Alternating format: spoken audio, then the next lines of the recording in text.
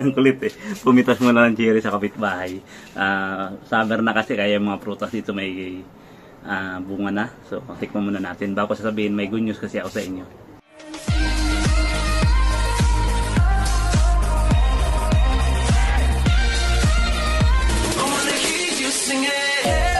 Don't stress your mind, we coming home tonight. Tamis. Tamis siya guys. Nila pa natanggal mo yung ano dito yung cherry, good kisser ka daw. Pero hindi ko na gagawin yun, baka malunok ko lang.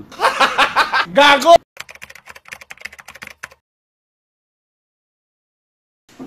Malapit na kasi ang July, ito na ang hinihintay ng karamihan na dito sa Poland. So sa mga hindi pa nakakaalam, panoorin nyo itong vlog na to at sasabihin ko kung anong good news. Sa mga hindi nakakaalam naman, so scroll out na lang kayo guys. So hindi, joke lang. Panoorin nyo pa rin kasi para masiyahan naman kayo at samahan nyo ng konting like at subscribe.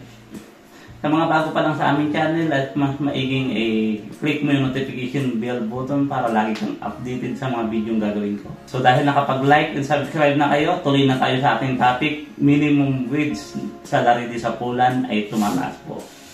So according sa government ng Poland, effective daw yung salary increase ngayong July 1, 2024. Ayon sa government ng Poland, ang minimum wage ng salary dito sa Poland ngayon is ngayong July 1 effective tong 4,300 PLN guys. Gross. Sa mga hindi nakakaalam o naguguluhan kung ano yung gross na yan, so at ano yung net, paliwanag natin ng step by step. So start tayo guys. Unahin natin yung gross. 4,300 PLN gross. Bawasan natin ang tax ng 12%. Kasi 12% lang ang tax natin kasi hindi naman tayo sumasahod ng 30,000 o higit pa sa isang taon. So, 3,300 gross minus ng 12% tax. So, magiging 3,784 PLN. Net na yun guys. So, baka nagugulan. Sabihin natin, hindi naman ng sahod. Mas napunta ka sa ibang lugar. Hindi guys. Kasi ang base salary ito, nasa 168 per month lang dapat nagtatrabaho ang tao. So, diretso na tayo guys. Per hour na tayo maglabanan. So, pag per hour yan, 28.10 gross per hour guys. Bawasin ng tax ng 12%, magiging 24.72 net na yun guys. Net. Ibig sabihin, sa inyo na. So, sabihin nyo naman, ang liit pa rin, okay guys. Huwag nyo maliitin yan kasi magugulat kayo pag sinabi ko kung paano. Minimum kasi ng sahod dito per hour. So 168 lang dapat. So sa factory guys, nagiging 12 hours per day. So nung kami sa factory, experience ko, naka 230 per hour kami.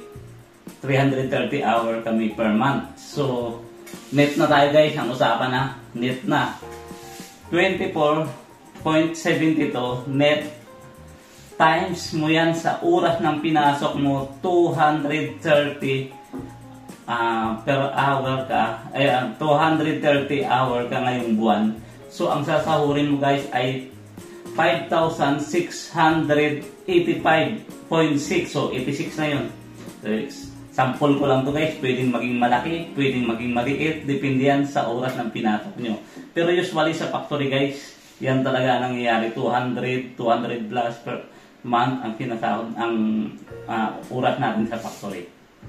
So, I hope naintindihan nyo yung aking kunting kaalaman at good news na sinabi sa inyo.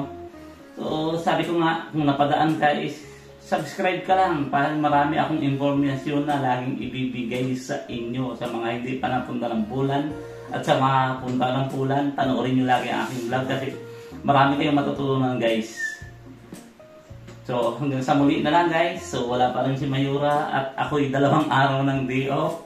So nagbabawas kami ng oras ngayon kasi marami kami sa hotel ngayon. So, at saka medyo nanghina ang hotel ngayong week. So, next week marami na naman. So, habang wala pang tao, di off muna para mapagpahinga yung ang ating katawang lupa guys. So, maraming salamat sa panonood ng vlog namin. So, hanggang dito na lang guys at maghahanda pa ako ng dinner namin. So, thank you so much. Thank you for watching and God bless us all.